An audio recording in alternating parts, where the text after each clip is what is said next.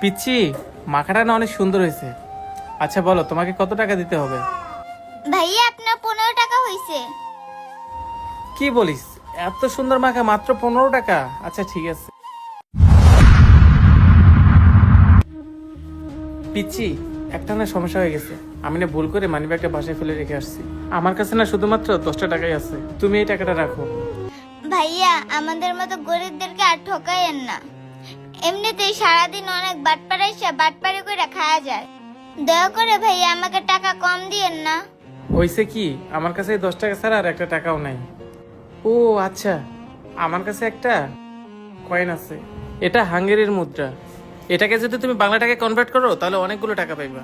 ভাইয়া আপনি সব কি বলতেছেন? কিসের হাঙ্গারি মাঙ্গারি? আমি তো এগুলো কিছুই বুঝি না। তাছাড়া এখন আর এই লাল পয়সা চলে না, এখন চলে 5 টাকার নোট। এই পিচ্ছি শোন, তুই এটা নিলে নে, না নিলে আমার কিছুই করার নাই। আমার কাছে আর কোনো টাকা নাই, থাক।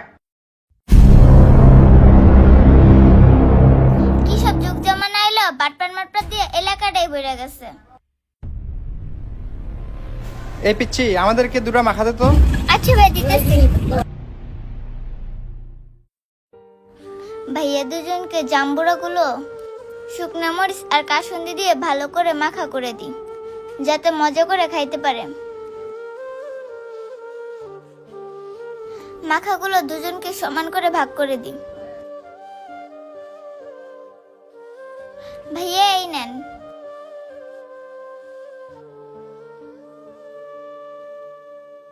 পিচ্ছি, মাখাটা অনেক ভালো হয়েছিল। আচ্ছা বল, তোর মাখার দাম কত হয়েছে?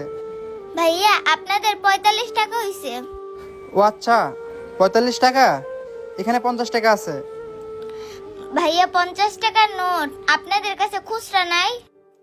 না রে পিচ্ছি, আমাদের কাছেও কোনো খুচরা নেই। ভাইয়া হইছে কি, সবেমাত্র দোকানটা খুলছে আর একটা কাস্টমার আসছিল, সেও কিনা আমাকে এই কয়েনটা দিয়ে গেছে। দেখেন তো এটা আপনারা চালাইতে পারবেন কিনা। হাই হাই, এটা তুমি কই পাইছো? এটা তো হাঙ্গেরির মুদ্রা। এটা যদি তুমি ভাঙাও তাহলে বাংলা টাকায় 10 থেকে 12,000 টাকা পাইবা।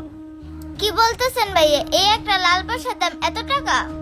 কিন্তু ভাইয়া এই পয়সাটা কোথায় নিয়ে গেলে আমি 10 থেকে 12,000 টাকা পাবো? শোনো, তুমি তো এত কিছু চিনবা না আর বুঝবা না কোথায় গিয়ে ভাঙাতে হবে।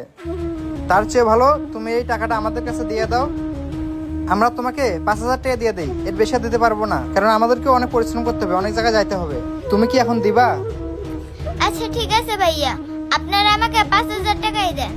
আচ্ছা ঠিক আছে।